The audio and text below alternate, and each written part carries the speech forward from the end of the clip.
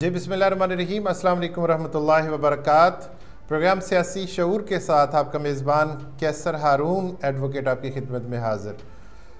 सियासी शऊर के हवाले से हमारे प्रोग्राम में आज हमारी जो मेहमान शख्सियत हैं वो किसी तारुफ़ की मोहताज नहीं हैं। तौकीर मिनहाज साहब हमारा साथ दे रहे हैं इस्लामाबाद से, और आज हम उनके साथ बातचीत करेंगे सोसाइटी में सियासी शऊर की जो कमी है, इसकी वजूहात क्या हैं, इसको हम किस तरीके से प्रमोट कर सकते हैं और इस अवेयरनेस के लिए कौन कौन सी चीज़ें ज़रूरी हैं। सबसे पहले तौकीर मिनहाज साहब, आपको खुशामदीद कहता हूँ आज के इस प्रोग्राम में। बहुत शुक्रिया आपका, आपने वक्त निकाला। जी जनाब कैसर साहब, थैंक यू वेरी मच। मैं ख़ुद बहुत शुक्रगुजार हूँ आपका कि आपने मौका दिया मुझे। थैंक यू वेरी मच, बहुत खुशी हुई जनाब।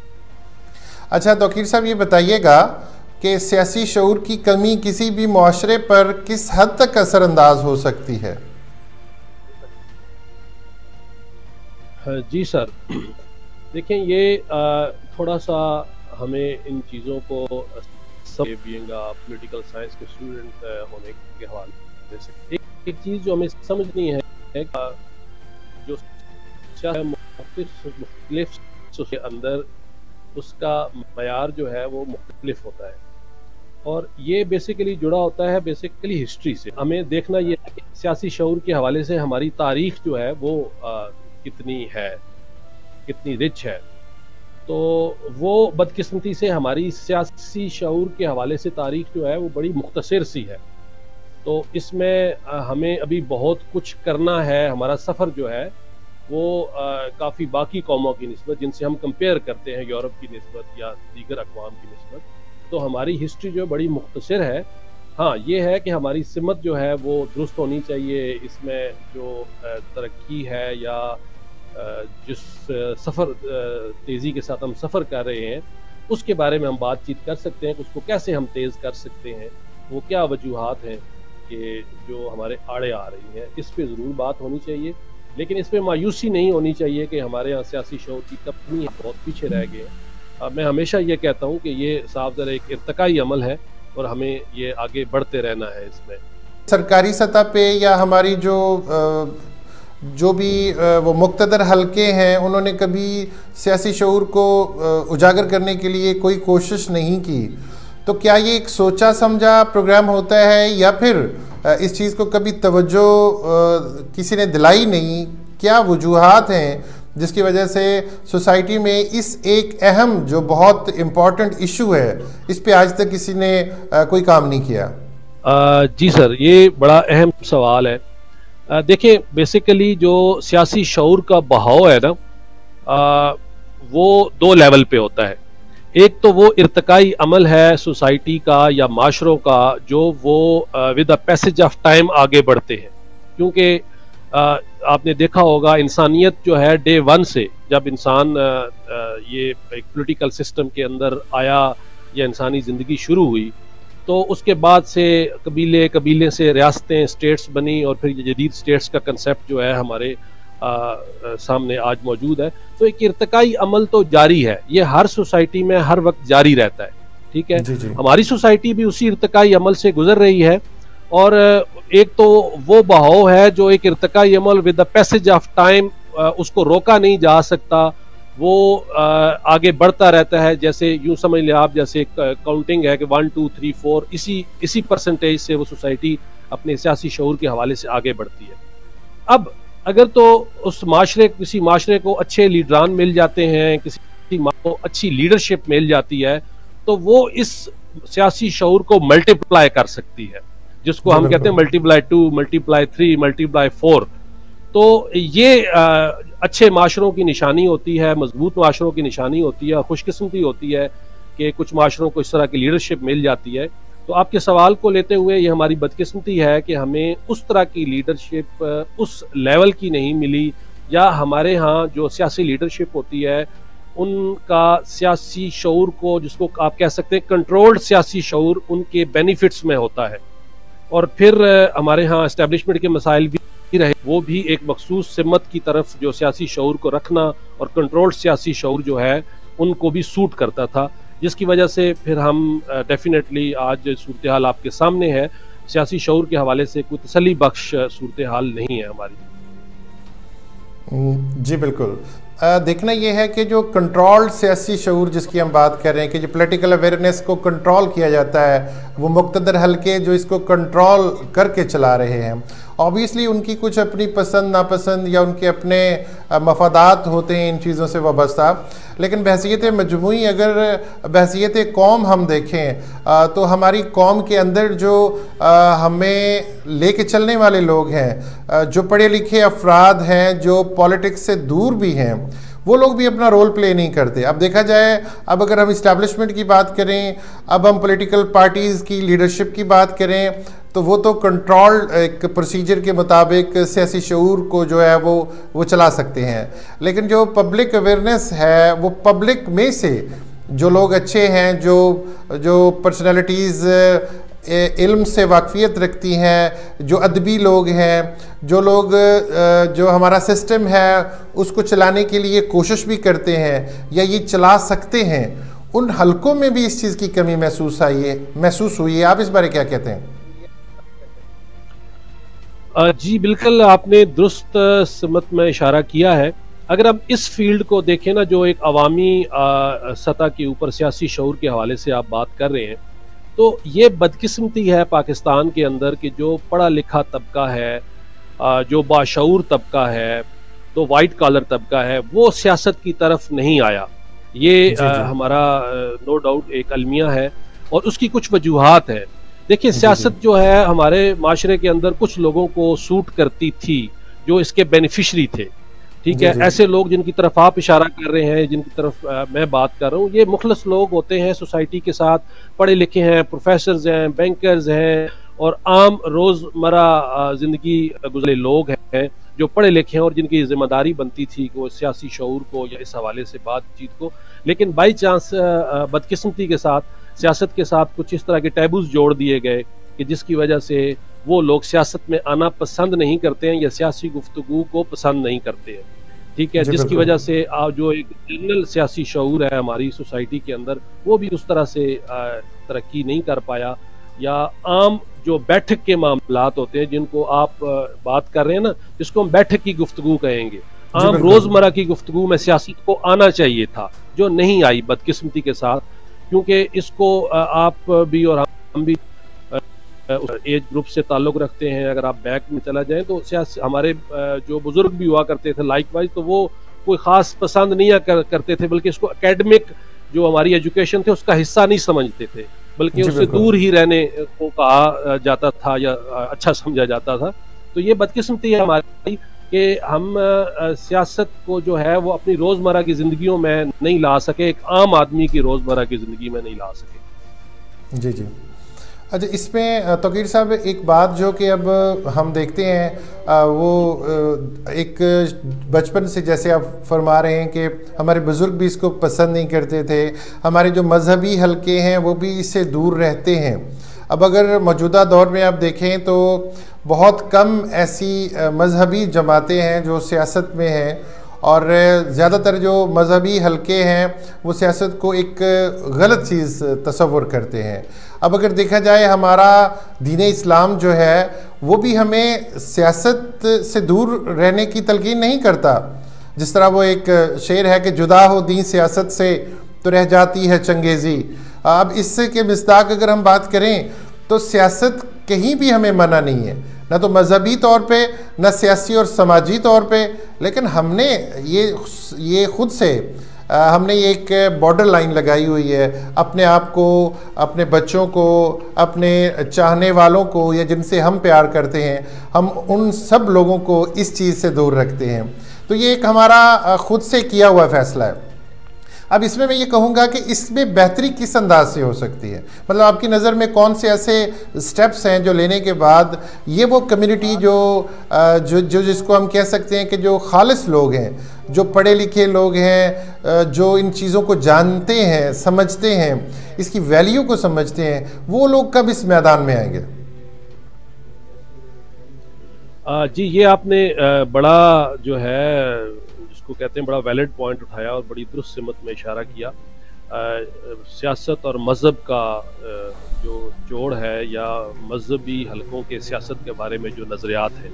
देखिए, एक चीज़ तो हमें ये माननी पड़ेगी, जब भी हम पॉलिटिकल साइंस के हवाले से के स्टूडेंट के हवाले से बात करते हैं या इस माशरे के अंदर सियासी शऊर को समझने की बात करते हैं, तो हमें देखना होता है कि हम किस माशरे के अंदर रह के सियासी शऊर की बात कर रहे हैं। तो हमारा माशरा जो है, इसमें तो कोई दो राय नहीं है कि एक मजहबी माशरा है। आप इसे चाहे जितना मर्जी कह लें, लेकिन ये शुरू से आज तक हमारा माशरा एक मजहबी माशरा है। अब आ जाते हैं आगे के मजहब के अंदर जो सियासी शऊर है उसके हवाले से। तो देखें, ये शुरू दिन से ये कहा कि हमने इस्लाम को एज ए मजहब ही लिया, एज ए दीन नहीं लिया। ठीक है, वो जो दीन है वो दो हिस्सों पे मुश्तमिल है, एक है सियासियात और एक है इबादात।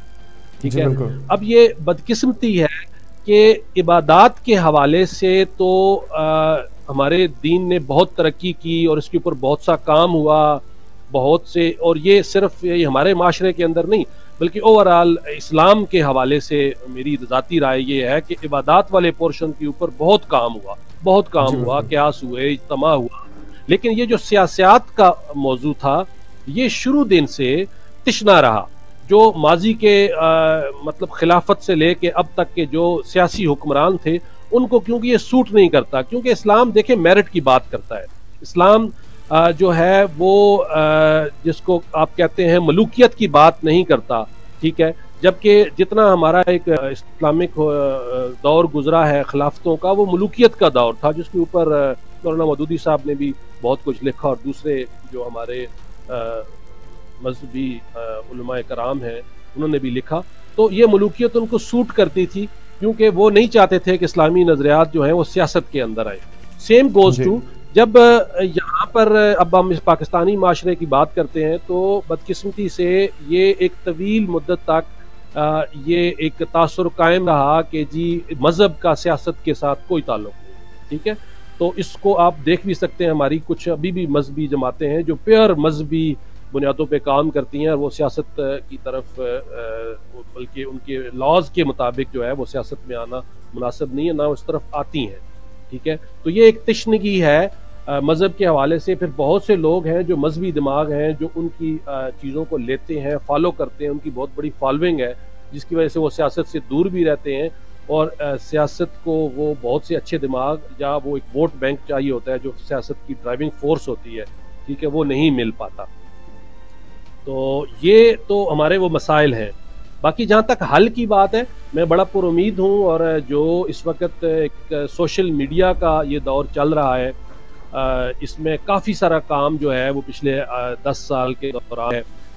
सियासी मजहबी हलकों ने भी इस चीज़ को महसूस किया है कि सियासी बगैर कोई मुस्बत तब्दीली नहीं आ सकती, जो कि उनकी जेन्युइन सोच है। अगर वो चाहते हैं, अगर वो समझते हैं कि वो अपने मंशूर को लागू करना चाहते हैं, इस्लामिक मंशूर को इस मुल्क के अंदर, तो वो उनको सियासत में आना होगा।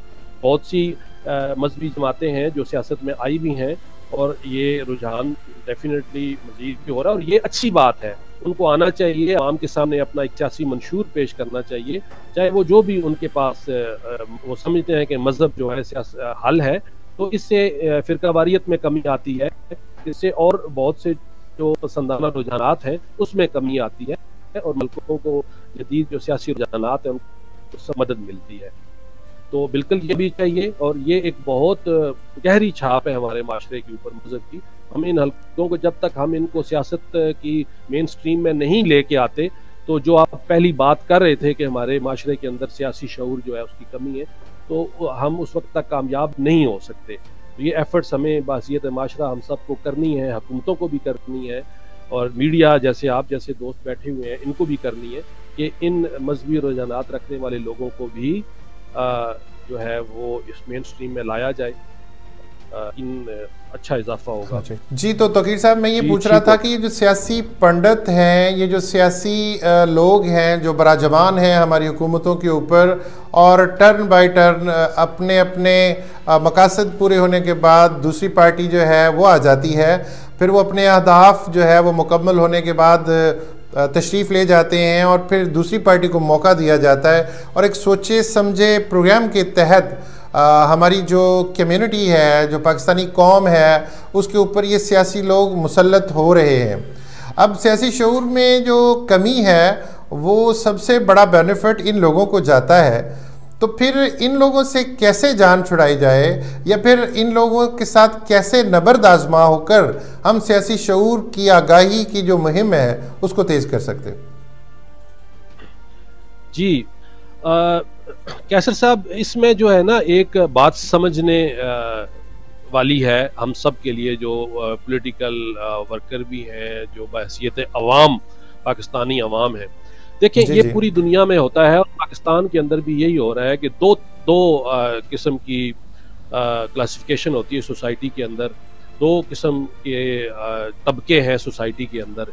एक होता है हुक्मरान तबका और एक है अवाम तबका।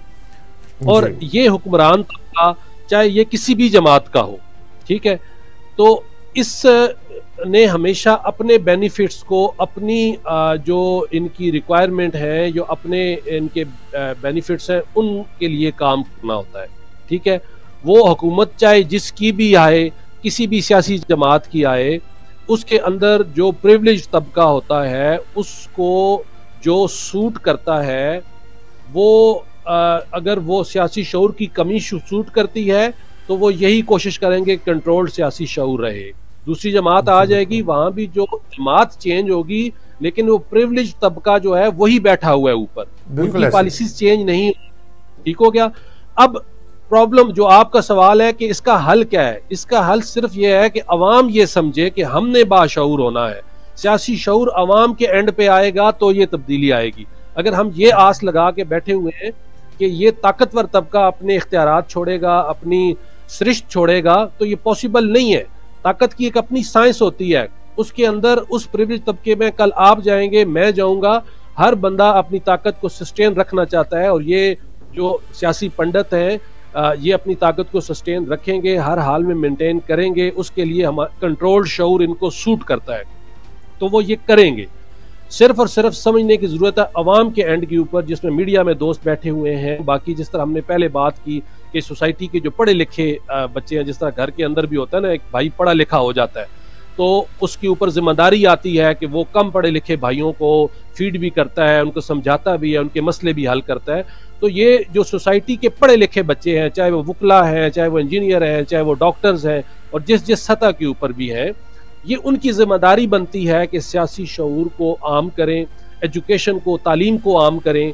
ठीक है, ये वो टूल्स हैं जिनके जरिए हम सियासी शऊर को बढ़ा सकते हैं, आम कर सकते हैं। और ये इस बात का यकीन रखें कि इन जो हमारे इशराफिया है, जो हमारे पंडित हैं, इनको सिर्फ और सिर्फ सियासी शऊर ही कंट्रोल कर सकता है। इवन देन कि हमारे जो मुक्तदर हल्के हैं, एस्टेब्लिशमेंट है जिसका नाम लिया जाता है, तो ये तमाम के तमाम मुक्तदर हल्कों को सिर्फ और सिर्फ सियासी शऊर कंट्रोल कर सकता है। इसमें किसी पार्टी की कोई कदगन नहीं है।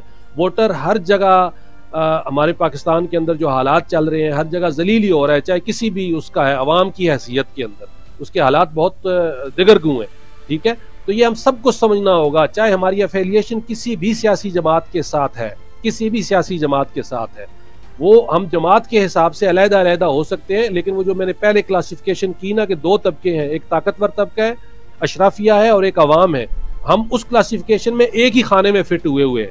ठीक है, और हमें सिर्फ और सिर्फ हमारा ये सियासी शऊर है वही बचा सकता है कि हम अच्छे लोगों को सामने लेके आए, लोगों इन सियासी मुक़द्दर हलकों को क्वेश्चन करें, उनसे वोट देने के बाद भूल ना जाएं, या जो छोटे छोटे बेनिफिट्स हैं उनके नीचे उनको वोट ना दें, बल्कि उनको एहतसाब के दायरे में लाएं, उनसे क्वेश्चन करें। आप पार्टियां मत छोड़ें, लेकिन पार्टियों के अंदर क्वेश्चन करें, उन सियासी जो मुक़्तदिर हलके हैं उन तक ये आवाज़ पहुंचाएं, जो ये माशरे के पढ़े लिखे लोग हैं, ये अवाम का टेम्परेचर, उनके मसाइल उन तक पहुंचाएं।